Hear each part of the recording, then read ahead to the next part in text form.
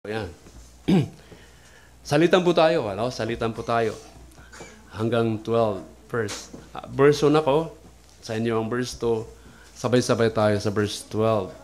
Sa verse 1, and he said also unto his disciples, there was a certain rich man which had a steward, and the same was accused unto him that he had wasted his goods. And he called him, saying unto him, How is it that I hear this of thee? Give an account of thy stewardship, for thou mayest to be no longer steward. Then the steward said within himself, What shall I do?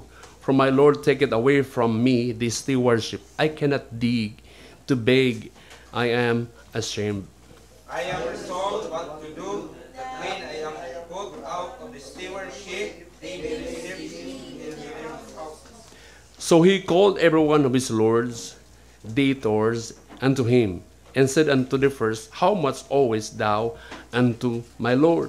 And he said, 100 measure of oil. And he said unto him, Take thy ring, and sit down quickly, and write 50.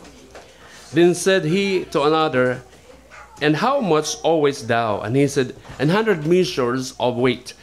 And he said unto him, Take thy bill, and write 80.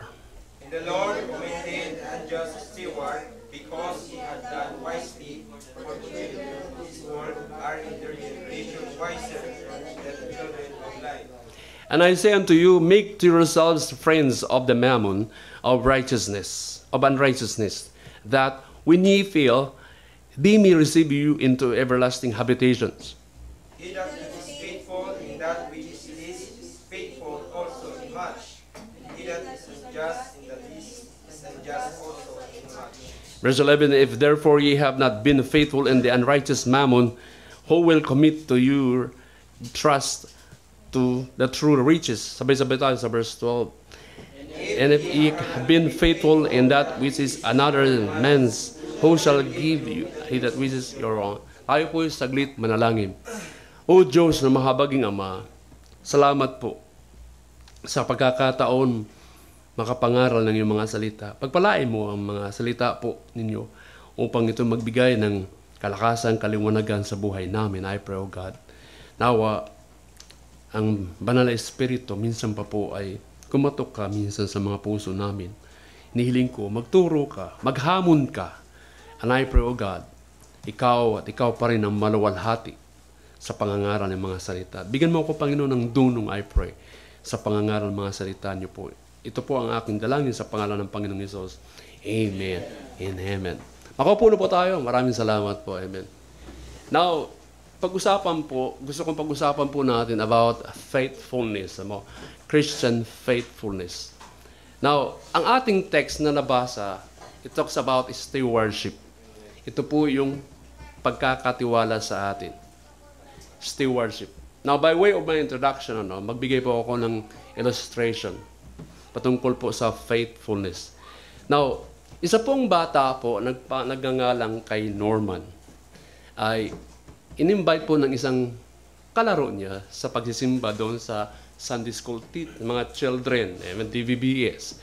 Now, habang ito'y sinusundo ng, alam mo naman sa Amerika ay mga bus ang sumusundo sa kanila doon, hindi tricycle. So sinusundo sila, at itong bata ito, napakaganda ang kanyang testimony sa pagsisimba niya doon. Umabot po ng 390 every Sunday, every week, yung pagsusundo sa kanya. Pero nung umabot, ilang taon ba ang 395 Sundays. So, mahababang taon. So, mula pagkabata, umabot siya sa mga senior high school. Pero salamat. Sige, salamat. Nung panahon na yon, matapat po nagsusundo sa kanya yung batang yon at saka yung driver ng bus. Pero sa loob po ng 395 na every Sunday, wala pa siyang relationship sa Panginoon, hindi pa siya ligtas. Umabot ng 396. Yung 396 na yon, na pagbibilang niya, doon lang siya nagkaroon ng kaligtasan. Naintindihan niya ng kaligtasan. Tignan, anong ibig ko sabihin? Kung umayaw na at napagod yung batang yun sa kasusundo at ang driver sa pagdadrive, hindi siya magkakaroon ng kaligtasan ng sinorma na yun. Anong ibig sabihin? Napakahalaga po ang katapatan po sa paglilingkod.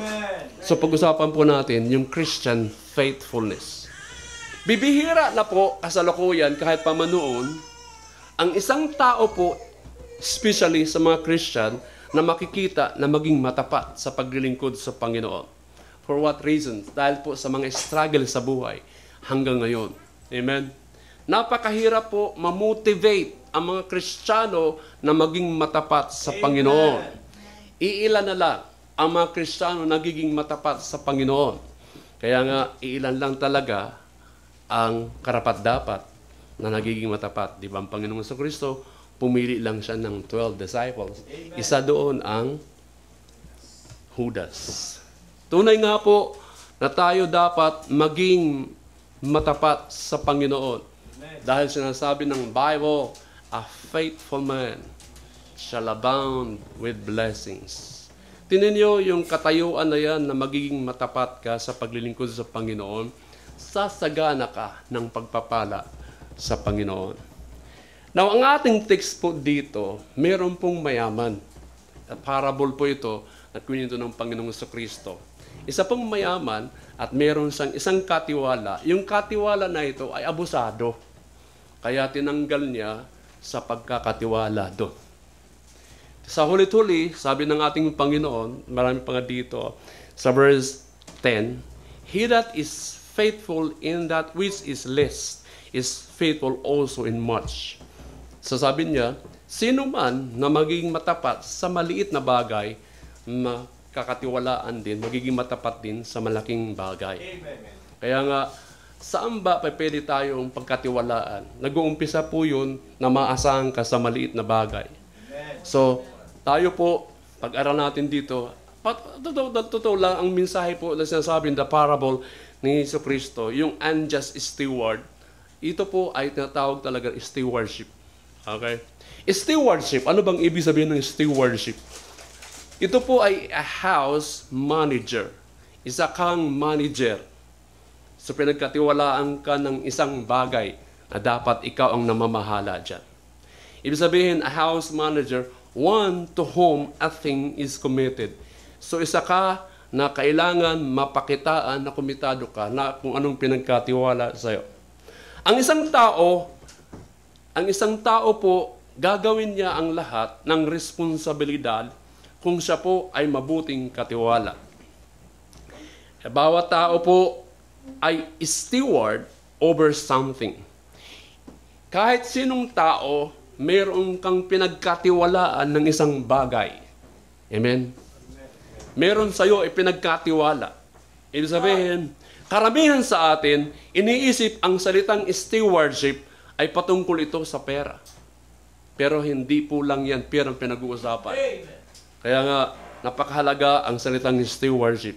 Minsan, yung pera na yan, usapan, ipinagkatiwala sa atin. Hindi naman talaga yan para sa atin. Binigyan sa atin mula sa Diyos. Ibig sabihin ng stewardship, tinan nyo, no? Lahat ng anong meron ka, nagmula yan sa Panginoon. Ibig sabihin, pinagkatiwalaan tayo yan. So sa parable na ito na ating nabasa, lahat ng tao ay kumakatawan bilang isang katiwala sa anong merong tayo dito sa mundong ito. Mamaterial man yan, mamonetary man yan, mapamilya man yan. So pag-uusapan natin, tatlong bagay lang po. So, inuulit ko, kung anong meron tayo sa mundong ito, it belongs to God. Anong purpose? Para magamit natin sa anumang mga bagay, especially sa church, sa gawain niya po. Una-una mga minamahal, anong pwede na mayroon tayong ipinagkatiwala ng Panginoon? Your homes belongs to God. Yung pamilya mo, pag-aari po yan ng Panginoon. Nabibilang yan sa Panginoon. Your automobile, mayroon mo tayong sasakyan. Yung e-bike na yan, yung tricycle man yan, o motor niyan, it belongs to God. Yung cellphone na yan, it belongs to God. Your health, your life, belongs to God, etc. At ano pa mang iba. Pag-aari at naggaling yan sa Panginoon. Binigay lang yan sa Panginoon sa'yo. Sa verse 1, makita natin, ang steward ay dishonest. Talagang hindi pwede siyang pagkatiwala. Inabuso niya ang pagiging katiwala sa isang mayaman sa kanyang mga commodities at saka mga goods, pag-aari. Ibig sabihin, he wasted his Lord's goods. Inabuso yung mga bagay na kung saan pinagkatiwala sa kanya. Sa verse 2 po, ang Panginoon dito nagtawag para magbilang, audit. Pero hindi po inayos ang mga bagay na ito. Alam niyo po, ang Panginoon nag-audit sa atin kung anong meron ibinigay sa iyo. Pakatandaan natin, lahat ng mga bagay, hindi natin pag-aari po yan. Now, didirekta ko kayo. If you will be faithful, where He puts you, He will use you there for His glory. Kung ipinagkatiwala ka sa isang bagay at naging matapat ka, kung saan na inilagay ka doon, gagamitin ka po para sa kanyang kaluwalhatian. Tutunay nga po, pag ang isang Kristiyano po ay matapat po kung anong pinagkatiwala sa iyo, gagamitin yan para sa kaluwalhatian niya sa gawain. Ako bilang pastor sa isang gawain na ganito, pinagkatiwalaan ako sa inyo na kailangan pangalagaan, subaybayan ko kayo. Pag hindi ko kayo pakialaman sa buhay ninyo, malaki ang pananagutan ko sa Diyos. Hindi nyo, pag humarap tayo sa Panginoon, ang pastor ang malaking pananagutan dahil pinagkatiwala ang Panginoon sa iyo. Pero hindi ko kayo mag-aari. Pinagkatiwala lang ng Diyos kayo sa akin. Kaya kailangan pangalagaan ko kayo. Alamin yung estado ng spiritual ninyo. Na lumalago ba kayo o hindi. Kailangan ko ng trabaho na ganito. Pag tinanggalan nyo, pag pinakialaman nyo ako, pinagbawalan, napakialaman ko kayo, tanggal na ako sa trabaho nito. Amen? Amen. Alam niyo po, ang pinakamalaking bagay po na pwedeng masabi sa iyo, patungkol sa iyo at para sa akin din, is that we are faithful. Yun yung mga minamahal. Ang pinakamalaking bagay po na masasabi po sa lahat ng anong ating mga relasyon, sa family, sa school, sa anumang mga kaibigan natin, yung po pwedeng masabi sa atin, matapat ka ba sa mga bagay na yan? Matapat ka ba sa pag-aaral, sa school? Matapat ka ba sa trabaho mo? Matapat ka ba na kaibigan? Magkakatiwalaan ka ba na mayroon pinagkatiwala sa iyo? Amen. Napaka mataas po ang tingin po sa atin. Ano bang trabaho na ang Diyos inilagay ka, ini-assign ka dyan sa'yo? Na ramdam mo minsan, wala namang kahalagahan dyan. Amen? Ano man yun na trabaho na ipinagkatiwala sa'yo, makinig po kayo, ang Diyos po nagmamasid sa iyo. Inoobserbahan ka. Katulad ng pag-oobserbo ka sa iyo. At bilang mga mananampalataya at bilang mga Kristiyano, it is important to be faithful to God. It is one thing to simply believe on the Lord Jesus Christ, but another thing to be faithful to God. Napakasimpleng manampalataya. Isang bagay yun. Ibang bagay sa pagiging matapat sa Panginoon. Papaano ka maglingkod? Papaano ka maglingkod sa Panginoon? Papaano ka nagiging matapat? Amen? Once in a blue moon lang ba tayo makikita sa church? Sa gawain natin lahat ng mga ministry natin, mapagkakatiwalaan ka ba? Totoo lang, ini-describe ko rin sa aking sarili. Totoo, ang mga pastor ko, naging pastor ko, inobserbahan talaga nila ako. Papaano ko inilagay sa pagtuturo ng Sunday School, pagtuturo sa mga kabataan, in soul winning, lahat po sa mga bagay na yon. Talaga nasubukan ko madisiplina, ma-DA. Ibig sabihin, hindi na ako nagsusong leader minsan, hindi na ako kumaawit sa choir, hindi na ako nag-spiritual. Pero naging tulong ito para po magpatuloy sa gawain. At nakilala ko ang sarili kung gaano ako magpagkakatiwalaan sa gawain na inasign sa akin. We are to be faithful to God because He is faithful to us also. Hindi siya nagkukulang sa atin. But my God shall supply all our needs. See? Ano man ang inyong itanim, yan din ang aanihin natin. Amen? Dapat tayo, let us not be weary in well doing, for in due season we shall reap if we faint not. Ibig sabihin, talagang meron pangako ang Panginoon na magbibigay sa atin ng blessing kantimpala pag ikaw naging matapat. Dahil ang Diyos po ay matapat na kung saan tayo na ini-assign. Ang tanong, anong area sa mga buhay natin na mayroon tayo na hindi ka matapat? Amen. Anong mga lugar yon sa mga buhay natin hindi tayo matapat? Dadako tayo sa outline number 1. 3 lang. Amen. Samahan niyo ako. Amen.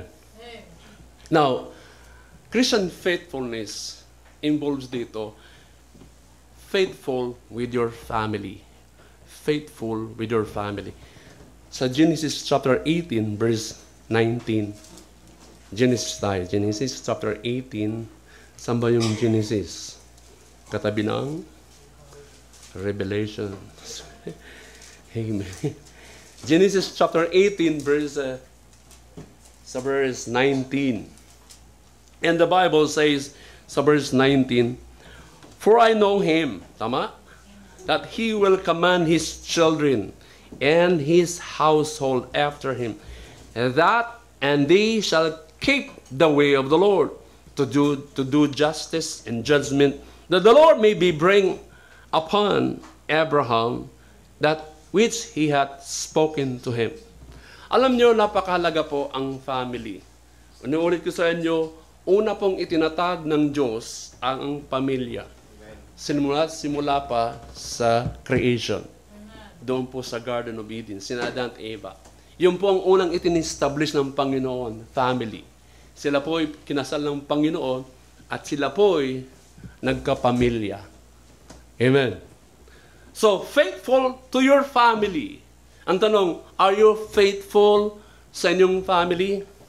Una-una, your wife, your husband, faithful ba tayo sa mag-asawa, sa pag-aasawa na yan, yung kapartner mo in life, na minsan, hindi ko alam kung huwag natin palabuin, amen. Faithful ka ba sa asawa mo? Namimit ba ang mga pangailangan? Totoo lang, minsan nangihina ako pag hindi ko namimit yung pangailangan ng pamilya ko. Bilang family, na bilang isang lalaki, na nakakapangwala ng pagkalalaki ko pag hindi ko namimit ang pangailangan ng pamilya ko. Para ko na lang gustong sunggaban yung trabaho na minsan ino-offer sa akin. Talaga, sabi ko, Panginoon, ikaw naman ang naglagay sa akin dito, imit mong pangailangan ng pamilya ko. Minsan, kung kayo nakakapag-outing, kung kayo nakakapagpunta ng Jollibee, minsan hindi nga kami nakakapunta ng Jollibee. Hindi ko naman sinasabi sa inyo, sinasabi ko lang sa inyo na maintindihan ninyo. Amen. Amen. Yung tricycle, unti-unti na nawawarak. Yung bubong, ayusin mo nga. Akin na, wala akong pang-ayos, di ba? Namimit ba ang need ng pamilya mo sa mag-asawa ninyong dalawa? Yung pagtugon ng pangangailangan in that family. Are you faithful na ma-provide ng pangangailangan? Nandiyan ba kayo? Napoprovide ba ang need? Una-una, ano ang need na kailangan may provide sa family? Spiritual need. Amen. Tinignan mga minamahal. If being a parents at bilang mga magulang po, tayo ang makakakitaan una ng spiritual na kalagayan bago yung mga anak natin. Nandito tayo ulit, nag-uumpisa ulit. Mga magulang, tayo po ang makakakitaan ng isang ehemplo na meron kang kaalaman sa mga makalangit na bagay. Ikaw ba ay faithful na magpunta sa church, mga parents? Ikaw ba faithful to read the Bible, nagdi-devotion ka ba? Ikaw ba magulang, umaawit ka ba? Ikaw ba magulang, nakikinig ka ba ng mga songs spiritual? Ano bang lumalabas sa mga bibig natin bilang mga magulang dahil nakikita, naririnig yan ng mga anak natin? Ikaw ay matapat sa pagsisimba mula prayer meeting hanggang umaga, Sunday, hanggang afternoon. Ikaw ba Christian? Hindi ito isang laro-laro lang. Amen. Pag namatay tayo, yung ating testimony, dadalhin ng mga anak natin yon. Diba? Ang tatay ko, kung ikukwento kulit, pag nakikilala ako, siyang magulang mo, ay, anak ko. Yung lasinggero na yan. Kaya pala, legacy, mag-iiwan tayo sa ating mga anak. Amen. Especially spiritual legacy. Anong merong ng kaalaman? Ano ba ang naitutugon sa pangailangan sa mga anak mo? Alam nyo, kung meron lang tayo dito academy school, dahil yung mga anak natin napupunta na lang sa private school, hindi naman doon walang Bible, sa public school, tingin nyo na-influensahan sa public school. Tingin nyo? Worldly ang public school.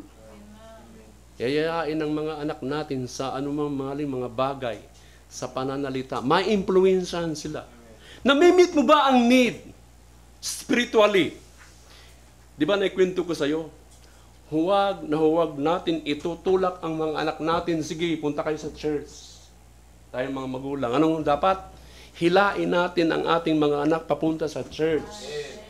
Bakit natin kailangan hilain at hindi itulak punta ng church? Dahil ikaw ang nauuna. Punta tayo sa church na giging isang ehemplo ka dahil may desire ka na magsimba at kung paano magsamba.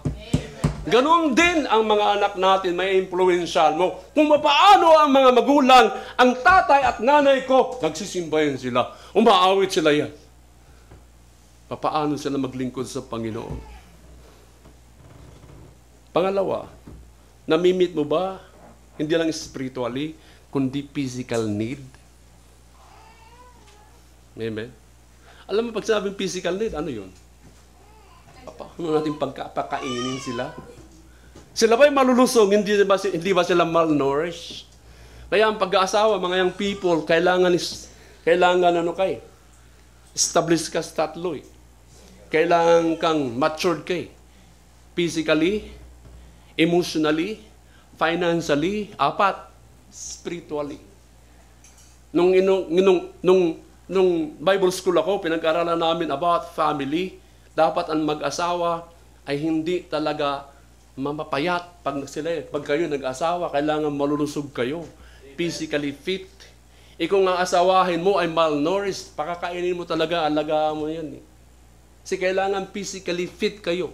Emotionally fit kayo. Dahil pag nagsasama kayo na hindi kayo mature emotionally, palagi kayong mag-aaway niyan. Kasi mag-isa na kayo dun sa isang bubong. Amen?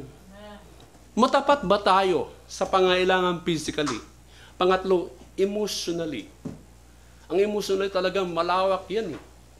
Papaano ka tumugon pag ang asawa mo nagsasalita ng tonong soprano? Ikaw ba'y alto? Hindi mo sinasabayan ng tenor? Amen? Totoo lang, meron tayong emosyon. Papaano ka mag-react in action dahil ang ating katawan ng ating life ay kung ano ang mga nakikita natin, yung ating emosyon, nagre-react tayo agad. Sa mga sitwasyon. Kung nagtaas siya ng soprano, sabayan mo ng soprano, talaga magkakaroon kayo ng tenor. Tenor. Sabi ko nga, Kylo, sasama si Mrs. Pagkakataon ko na. Sabi ko, meron pa bang ibang boses niyan? Medyo, yung bang malambot-lambot? Pag hindi pa yan bumawi, ganito na ako Ay, pababain. Ilagay mo sa alto. Kasi iba yung ating emosyon. Kailangan natin dito ng merong hinahon, self-control, para yung sunog na nag-apoy na bahay, wag mong buhusan ng gasolina. Tubig agad para hindi na lumala at magkaroon pa ng pagliliyab. Dapat pag may problema tayo sa bahay, dapat agad hinahanapan ng solusyon. Huwag nang palalain. Di ba pag nag-aaway kayo, walang pansinan. Kami ni Lucian, walang pansinan kami niya. Kain, nala. Alam yan, ninalay na. Ganun kami, walang pansinan eh. Anong sabi ng Bible sa ating mga anak? Matapat ba tayo sa ating mga anak? Train up a child in the way he should go, and when he is old, he shall not depart from it. Train up a child in the way he should go. Yung ating mga anak, hindi natin pag-aari yan. Blessing yan ng Panginoon sa atin. Sabi ng Bible, children are heritage of the Lord. Heritage yung pamana yan sa atin. Hindi natin yan pag-aari. Pinagkatiwala lang yan sa atin. Kaya ayusin natin ang ating responsibilidad to be faithful for your family. Amen. Dapat ang pamilya mo ay makadiyos. Alam nyo, tuwang-tuwa ang mga magulang yan pag mayroong anak. Nung may silang si Diana sa Faustino D. Hospital sa Isabela, mga Ilocano doon, parang ganito pala, magiging tatay na ako sa edad na maedad na. Amen? Ang sarap pala eh. Di ba? Pag humihingi silang dalawa na makulit, gusto ko yun eh. Dahil meron akong naglalambing kahit ang emosyon mo nagagalit na eh. Humihingi ng pera. Ano mamangkay? Wala nga akong pera. Pero ang sarap pala mga ganong sitwasyon. Parang mamimiss mo yung, pahingi ang pera. Diba? Pag inuutosan mo, wait lang. Diba? Na ano yung conversation kung paano ang pamilya nagkakaroon ng pamilya talaga. Amen po ba? Amen. Amen. When a new baby was born, ang wife po ay napakaganda po ang pakiramdam niyan. Papaano ang ating role sa pamilya? Train up a child, ibig sabihin dito, create a taste for God in the heart of your child so that when he is old, nothing else will satisfy the desire for his hunger. Train up a child. Sanayin natin ang ating mga anak, especially sa church. Amen. Ikaw muna yan ang magpapatotoo. Alam nyo, ang pangarap natin sa ating pamilya ay umangat sa buhay. Walang masama. Yung ating mga anak, makagraduate, makatrabaho ng marangyang trabaho. Pero, alam niyo, yung pinakamaganda talaga pa, yung may alam sa spiritual na vibe, sa pagiging isang Kristiyano ang ating mga anak. Yung degree na natapos, totoo lang, hindi po yan makakatulong sa ating spiritual life. Minsan nga, nakakasira pa nga yan. Pero wag niyo misunderstood. Maganda po nakatapos sa pag-aaral. Ang payo ko sa mga young people, wag niyo sayangin ang inyong pagkabata. Kung anong decision ninyo ngayon, yan po ang inyong estado sa paglaki ninyo. Kung anong decision mo ngayon, dapat timbang-timbangin ninyo na kayo nagdidesisyon ng tama. Makinig po sa mga magulang, sa mga payo. Amen. Wag niyo sayangin ang inyong buhay sa mga hindi nakakatulong sa inyong buhay. Kung anong decision mo ngayon, tinan nyo, pag nag-aral ka ng engineer, pagkatapos niyan, engineer ka na eh. See? Kung ikaw palagi nagkakating classes, ay dodo, magpapala ka. Amen. Magpapalitada ka ng pader. Gusto nyo ba yun? Pag matindi naman masama yun, marangyang buhay yun. Amen. Gusto nyo bang mag-record ng record and then, Balot! Pinoy! Gusto nyo trabaho, marangya naman yun eh. Pero, hindi yan mainit, gabi naman ginagawa. Ang balot. Tinan nyo. Ang bihira, ang buhay ngayon, mahirap na eh. Pandesal nga lang, hindi na nga ako makabili-bili. Tinan nyo. Mga minamahal. Anong nangyayari kasalukuyan sa pamilya ngayon? Sinisira unti-unti ng diablo yan eh. Alam niyo yung bahay namin, yung hamba sa pintuan, yung kabilang hamba, talagang anay na siya eh. Nung malaman namin na andun na sa plywood, ay patay, sabi ko, paano ba to? Katulad yan ng pamilya eh. Ang diablo po, unti-unti yan, sisirain yan. Uumpisa yan, mag-uumpisa yan. Malalaman mo na lang, wasak na ang pamilya mo. Amen. Alam niyo po, una-una sa lahat, yung bisyo po nakakasira sa pamilya. Amen. Yung bisyo po nakakasira. Tinatawag ko ang bisyo po ay salot po sa pamilya. pag ikaw palabisyo. Salot po sa pamilya. Kahit sobra kang kabait, pag nakainom ka ng alak, yung bait mo, walang panangga yan. Amen. Amen. Train up at child, mga minamahal. Amen. Napakahalaga po ang pamilya na magiging matapat tayo. Alam nyo, why is family faithfulness important? Faithfulness provides the foundation for God's favor. Kailangan, yung pabor ng Panginoon, yung biyaya na yun, alam nyo, pag tayo po matapat sa pamilya natin, yung pabor, yung biyaya ng Panginoon, ipoprovide po yung pundasyon kung gaano ang pamilya katibay. Sa anumang bagyo na dumating, yung pabor ng Panginoon, kung ikaw matapat sa pamilya mo, hindi yan masisira. Dahil ang Panginoon pinoproteksyonan ka.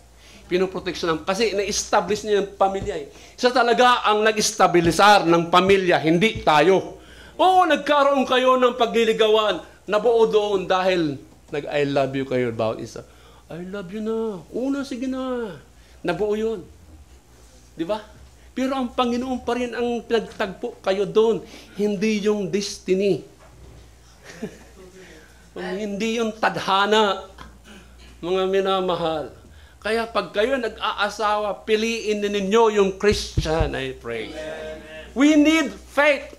And we need faithfulness. We need faith and faithfulness. Dahil sa pamamagitan po ng pananampalataya, at kung ikaw magiging matapat, yung pundasyon nyo as a believer and a Christian and in the home.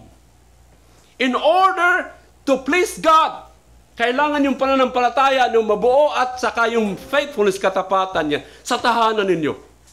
Faith is the foundation of the Christian home. God has a very specific perspective on how His people conduct themselves regardless of how dark we are, the times in which they live. Anong ibig sabihin doon? Alam niyo po, ang Diyos po mayroon pong pinaka-specific na pananaw kung paano ang kanyang tahanan, ang mga tao aasal na bilang maka-Diyos. Regardless, alinman, kung ano kadilim yung mga buhay natin noon-noon sa mga panahon. Kung ikaw Kristiyano ngayon, kung paano ka ngayon mamuhay as a Christian. May specific purpose po, mga minamahal. Nanay, tatay, papa, mama, daddy. Gusto ba yung daddy? Mami. Tanong ko sa inyo, ang inyong tahanan ba ay banal na lugar? Is your home a holy place? Amen? Ako nga nalulungkot eh. Pag nagkakainan kami, kanya-kanyang pwesto. Sabi ko, ang mesang binili natin, huwag na natin ito na ilagay, ibinta na natin na mesa. Ang bahay po may kanya-kanyang lugar. Tingnan nyo, hindi na nabubuo ang kainan halapag sa mesa. Pag kumain, wala nang kwentuhan sa pagkain. Diba? Ano pang gamit ng lamesa? See? Ang lamesa po, isang paraan po yan na ginamit ng Panginoon pang ang pamilya. Minsan, nag-aagawan pa ang pagkain sa ulam. Sabi ko, huwag tayo magagawan. Next time, marami ng ulam dyan. Pag-aagawan, tuyo lang. Pinag-pray natin yan. Kaya, party-partihan natin ng masaya. Ang tatay ko naalala, pag ang ulam namin talagang wala, sabi na, sa susunod. Palagi siya sa susunod. Tungtuwa ako kung mayroon na kaming ulam eh. Ang inyong tahanan ba makikita na isang banal? Yung pananamit ba sa pamilya mo makikita ang banal? Yung inyong pag-uusap doon sa tahanan na yun, ay banal ba kayo? Di ba nakakaya sa mga kapitbahay? Kaya mag-ingat tayo sa ating testimony. Amen. Ang question dito, nag-uumpisa po sa iyo mismo, mga magulang at sa akin. Diba? Am I walking in holiness? Lumalakad ba tayo na banal? Am I walking in purity? Lumalakad ka ba na malinis? Am I walking in faithfulness also? Magsisimula ito sa mga magulang. Faithful ka ba, tatay, nanay, sa tahanan ninyo? Stewards po yan. Pinagkatiwalaan tayo ng pamilya. Amen. God established the family first in the garden. So wala pang kasalanan. Kaya ano ang tahanan ninyo kung bibisita ang Panginoon Hesus sa bahay ninyo? Ano ba ang makikita ng Panginoon? Sasabihin niyo pa, Panginoon, huwag ka pumasok sa kwarto. Ha? Dito ka lang dito, ha? Ay, tinatago. Para bang, alam nyo, sa buhay mismo natin, saan bang kwarto? Na puso eh. Di ba ang Panginoon dapat open sa mga buhay natin? Ang ibig sabihin, pag hindi ka open sa Panginoon, mayroon ka lang, wag dito, Panginoon, tingnan. Kasi mayroon akong dito kinagigiliwan eh. Dito lang banda. Mga minamahal, banal ba ang bahay ninyo matatawag? Amen. Pangatlo. Amen. Pinagkatiwala din ng church, mga minamahal. Faithful ka ba sa ating church? Amen. Sa Acts chapter 2 verse 42. Sa Acts chapter 2 verse 42 at 47. Andiyan ba kayo? Amen. Acts chapter 2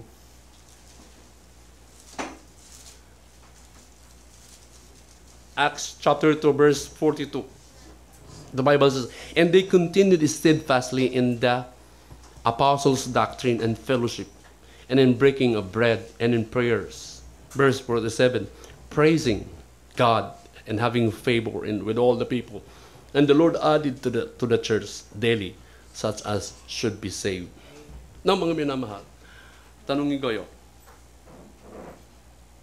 ang tamaan dito, bato-bato sa langit, buti nga. Amen. Faithful ka ba in attendance?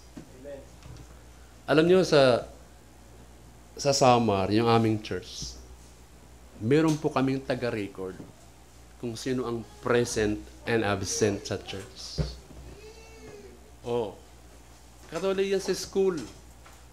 Meron kaming taga-record doon sa church kung sabay nagsimba sa umaga, sa hapon, sa prayer meeting. Mga minamahal. Ikaw ay faithful sa church attendance. Alam niyo po, this church is the Lord's church and also our church. Hindi po aksidente na naging member ka sa church, na idagdag ka ng Panginoon dito sa church. And we should love the church. Amen. Mahalin mo ang simbahan po. Amen. Katulad ng pagmamahal ng pamilya mo. Pray for your church. Nananalangin ka ba sa simbahan mo? Amen. Protect your church also. Paano mo protektahan ng simbahan? Ingatan mo ang testimony. Bakit nag-iingat? Anong purpose? What reason na iniingatan mo testimony? Pinoprotektahan mo, hindi lang sarili mo, kundi ang church. Amen. Kasi pag ikaw nakita doon sa labas na hindi maganda ang asal mo doon, nasisira din ang church. Amen. Tayo lahat dito masisira. Pray for your church. Pray for the pastor and his family and the members also. Nandiyan ba kayo? Amen. It should be where your foundation of your going. The church. Ang pundasyon po ng inyong paglago spiritually. Kung saan kalalago yung pundasyon, the church, magagamit yan sa paglago. Di ba sabi ko kanina sa inyo, hindi ka lalago sa palengke, hindi ka lalago sa SM, hindi ka lalago sa school, hindi ka lalago spiritually sa trabaho, kundi sa church. Amen. Kaya i-pray mo ang church mismo. At dapat ikaw ay nag-a-attend sa church. Amen. Amen po ba? Amen. Now, attendance church regularly.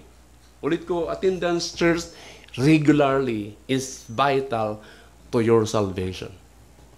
Napakahalaga po ang church attendance regularly dahil yung salvation mo doon po nakikita kung ikaw nag-a-attend sa church. Church attendance can make you healthier. Totoo lang, magiging malusog ka eh. Kung sa labas ka ay puro attendant, magiging faithful ka sa labas, totoo lang, masisira ang buhay mo eh. At higit sa lahat, yung buhay mo hindi mapayapa. Talaga, hindi ka talaga magiging mapayapa sa labas, sa kalooban ng Panginoon. Masama pa magsimba ng matapat sa Panginoon sa pagja-church. Hindi naman eh. Binigyan tayo ng Panginoon. Binigyan tayo ng Panginoon ng time. Sa galaan, sa school, sa ano mga... Binigyan tayo ng panahon, ng time sa church also. Oras lang ito, hindi buong araw. Hindi niyo ba alam, a faithful church attendance equip us to live wisely? Nagiging wise ka sa pamumuhay. Bakit kailangan bumalik ka Sunday? Para ma-revive uli, ma-remind uli, mapaalaala muli. Napakahalaga po yun eh. Kung ang Lunes hanggang Sabado, puno ka ng maruruming mga na-impluensya. Sa church, mapapaalala ka kung anong mga kasalanan na pwede mong gawin.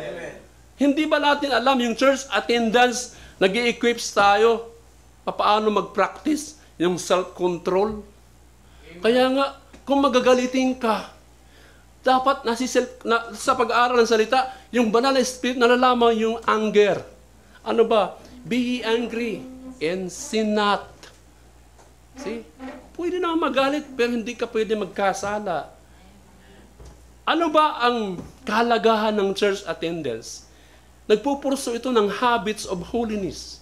Hinahangad natin yung mga bagay na dapat tayo maging banal. At ano pa? Abstain from self-destructive activities that threaten good health of spiritual. Malaki po ang banta po sa labas pag hindi ka nag-a-attend sa church regularly. Kaya nga, mas mahalaga po na tayo maging matapat sa church. Ang Jesucristo naging matapat sa atin eh. Hindi siya nagreklamo pumunta ng Calvary. Pinasan niyo yung cross para sa ating bautisang kalasalanan. Nawa, maintindihan ninyo. Amen? Why is it important for me to attend church faithfully? One reason na kailangan natin maging matapat sa paglilingkod, pag-church attendance, mga minam.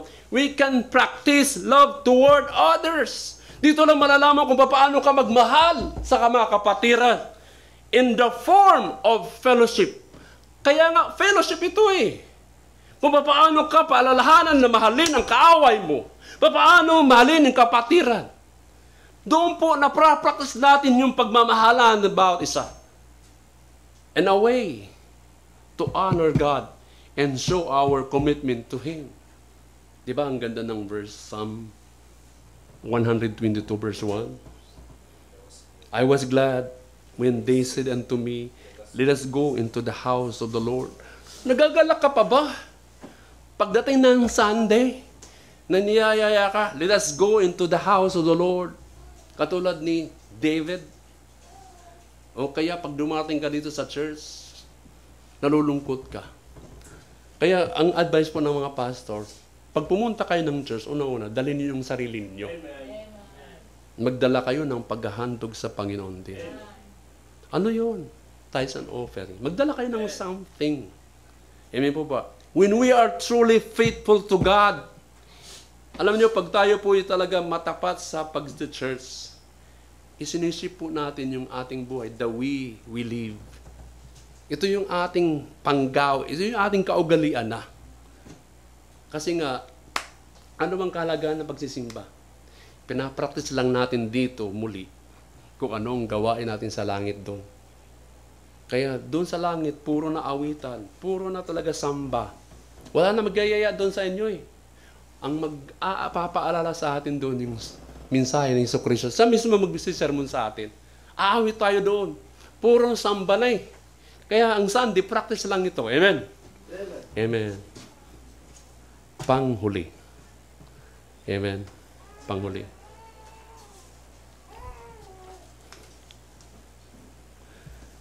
Saan tayo pa pwede maging matapat? Family and then the church. Faithful with your possessions. Mga pag-aari natin. Alam niyo po, wag nating ilagay sa ating isipan na ang sukatan ng tagumpay ng buhay sa tao ay kung anong meron kang material na kayamanan. Hindi po yan.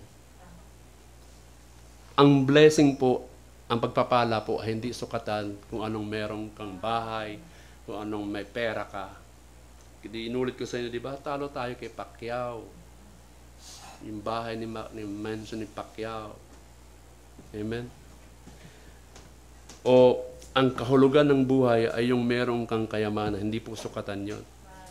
A man's success is measured by fulfilling God's plan for your life. A man's success is measured by fulfilling God's plan for your life. Hindi hinahanap ng Panginoon yung kayamanan mo. Hindi hinahanap ng Panginoon yung kagapuhan mo. Hindi hinahanap po, ang hinahanap ng Panginoon para sa atin kung paano mo tuparin yung plano niya para isakatuparan natin. Nasa kalooban ka ba ng Panginoon? Nagagawa mo ba yun? Gayon din, do not have to be poor to please God also. Hindi naman ibig sabihin, pulubi lang ako, hindi mo manulugod ang Panginoon. Pantay-pantay tayo dito eh. Kung ikaw ay salat, kung sila ay mayaman, sa paglilingkod sa Panginoon, pantay lang yan. Amen. Si Solomon, ang sabi na sa Ecclesiastes chapter 12 verse 13, basta tayo ng Bible, nandiyan ba kayo?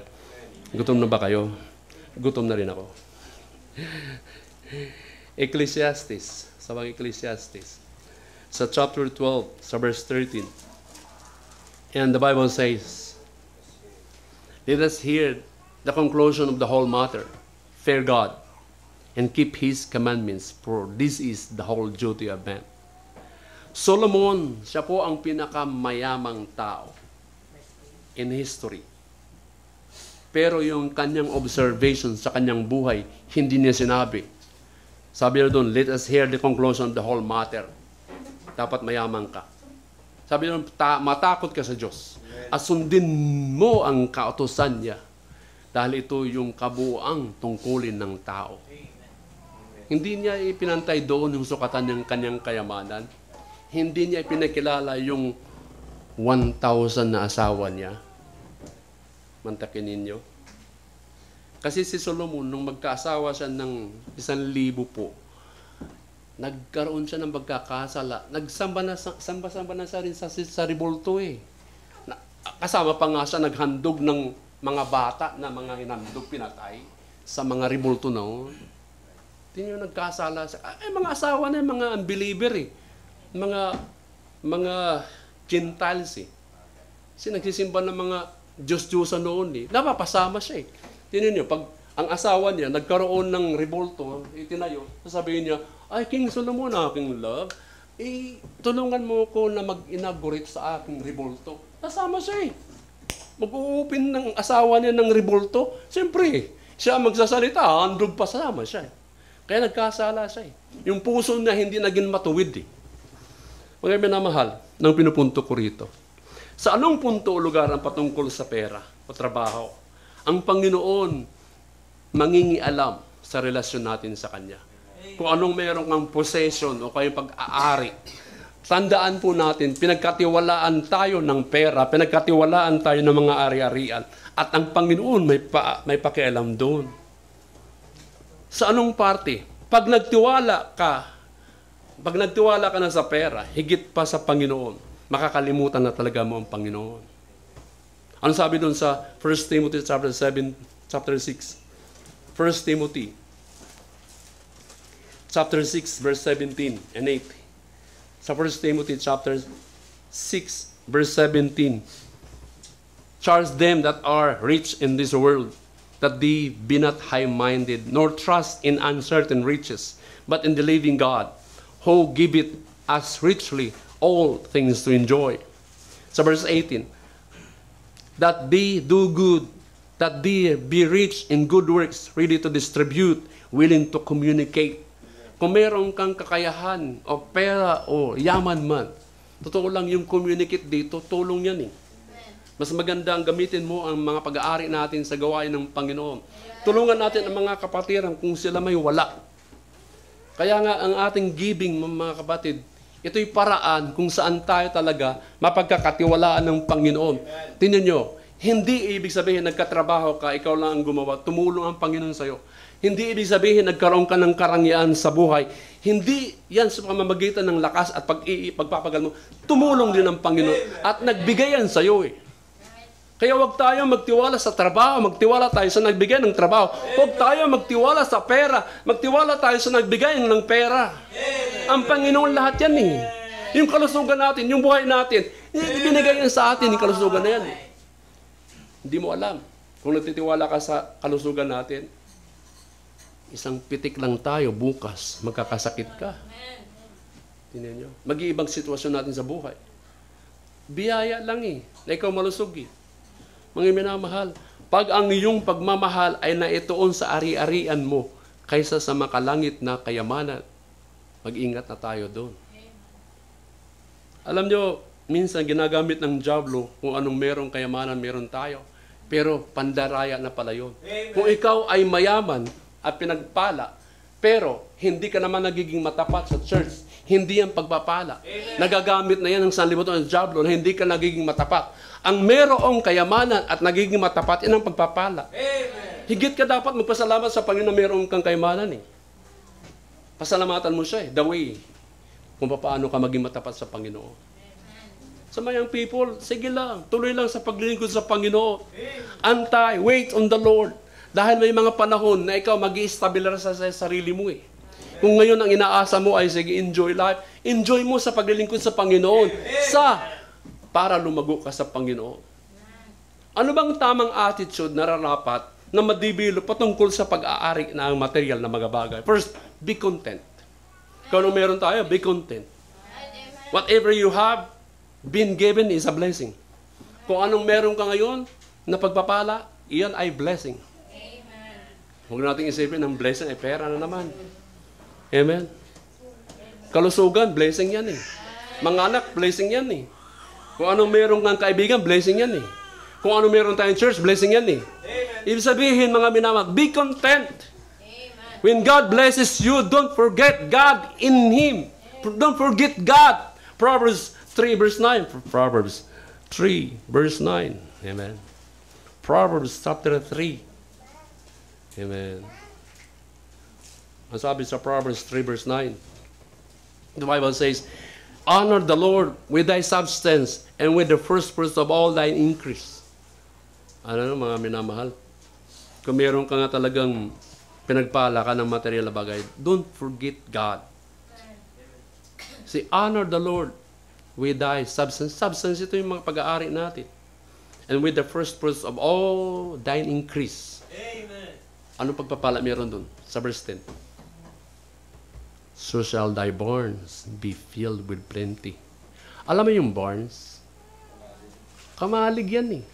Kung magbibigay ka sa Panginoon ng anumang mga bagay yan, yung kamalig o warehouse, pupuno yan.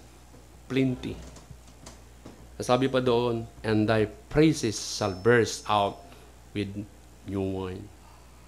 Alam nyo, dapat ma-realize natin din, kung ang Panginoon, pinuprotektahan ka ng kayamanan, it should not be affected your relationship sa Kanya.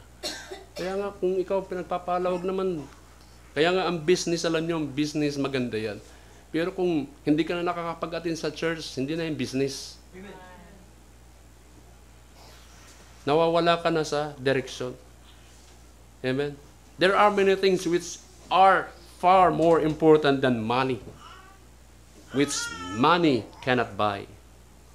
Amen. Anong pwedeng hindi mabili ng pera? Number one, wisdom. Ano bang wisdom? Ito yung pag-a-apply natin sa ating natututunan. Amen. Yan ang wisdom. Papaano yung buhay mo ay talagang meron direction na eh. Nawala na yung mga dati natin mga gawa. Pangalawa, righteous life. Yung matuwid na pamumuhay. Yan hindi nabibili yan ng pera eh. Amen. Yung quietness. Minsan sa bahay natin, mapayapa lang kayo dun sa mag-asawa. Nagalak kayo, nagsasama. Amen. Diba yung kontento kayo na minsan, yung pag-aambisyon wala ng problema eh. Pero huwag tayo magmadali. Amen. Ang Bible, which is the Word of God, hindi yan nabibili. Libre pa nga eh. Magbasa na lang tayo eh. Yung good health, ingat lang tayo sa pagkain. Hindi yan minsan nabibili. Pero disiplin natin ang ating mga sarili. Andiyan ba kayo? Amen. Mga minamahal, napakasimple lang eh. Matapat ka ba sa pamilya mo? Matapat ka ba sa Panginoon? Matapat ka ba sa pag-aay ninyo? Lahat tayo magsusulit sa Panginoon eh. Dito pa lang nasusulit na sa atin sa Panginoon. Bakit matagal na tayong hindi lumalago sa gawain? Dahil hindi tayo matapat sa anumang pinagkatiwala sa atin sa gawain na ito eh. Amen? Nuulit ko, ang tithes and offering, kailangan mapagkatiwalaan din tayo eh. Amen? Minsan nga talaga, kami mga pastor, wala kaming iba kundi nadidiscourage kami dahil walang tithes and offering. Minsan nga, yung isang pastor, ayaw na nga niya mag-tithes and offering. Sabi ng anak niya, Papa, nakalimutan mong tithes and offering. See? Ayaw na nga niya ng tithes and offering. Kasi immune na siya eh. Hindi ba alam ang tithes and offering, part of worship? Amen. Ayokong mag-overwhelm sa pagpapaliwanag ng tithes and offering. There is a blessing naman eh. Amen? Meron tayong mga babayarin. Meron tayong mga tungkulin sa gawain din. Amen po ba? Amen. Conclusion, patanong. Ikaw ba'y matapat na Kristiyano? Tayo lahat tumayo. Dakilang Ama, minsan pa yung katapatan namin bilang mga anak sa inyo. Ito po na minsan hindi kami namomotivate. I pray, O God, na minsan kami ay napakatigas na yung aming puso. Yung bawat pamilya na mag-asawa, hinihiling ko, hanawa, maging sentro sila sa mga buhay nila, na kung saan papaano nila tugunan ang pamilya, papaano nila palakihin ang mga anak, papaano sila lumago, papaano sila magkaroon ng masayahang pamilya na pagsasama. Nawa, maging sentro ka sa kanilang pamilya. And I pray, O God, na lahat ng bagay maging open sila. Kami lahat ng mga magulang. Tulungan niyo kami maging isang halimbawa sa mga anak namin, I pray. Yung sentro pa rin ng pag-aasawa, yung nandoon yung pagmamahalan. Dahil yan po ang in-establish mo doon sa pag-aasawa. Tulungan niyo kami bilang isang pamilya na dapat kami maging isang katiwala. Tulungan niyo kami sa aming church attendance. Minsan po, mahirap ang paglago sa simbahan, individual, sa mga tao, Kristiyano na hindi nagiging matapat sa pagsisimba dahil kakulangan ng knowledge, kakulangan ng spiritual maturity dahil hindi kami nagiging matapat in church attendance regularly. I pray, O God, tulungan niyo kami na panalangin namin ang church. Mahalin namin ang church. Protektahan namin ang church. Gampanan namin ang church. Paglingkuran namin ang church. Tigil sa lahat, tulungan niyo kami sa aming pag-aari. Yung anumang meron kaming mga material na bagay, maging matapat kami na maibalik lamang para sa inyo, God. Ayokong pahabain. I-challenge natin ang ating mga sarili. Come on, Christian. Saan ka ba nagkukulang na lugar na hindi ka nagiging matapat? Sa mga young people, sa pagsunod sa mga magulang? Saan lugar nagiging mahina ka na hindi ka nagiging matapat? Salamat o Diyos sa pagpapaalala niyo sa amin through Thy Word, O God. At hayaan mo ang banal na Espiritu magbigay sa amin ng kaliwanagan. Minsan pa, I pray. In Jesus' name we pray. Amen and amen. Amen ba? Amen, amen. Kung sino, balik tayo sa hapon, amen. Tayo lahat tumayo, ating pong tawagan na ating song leader. Puro ka na, Brad. Automatic na yan. Yan.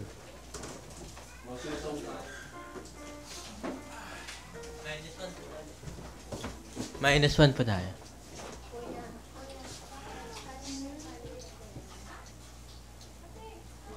Amazing Grace na lang.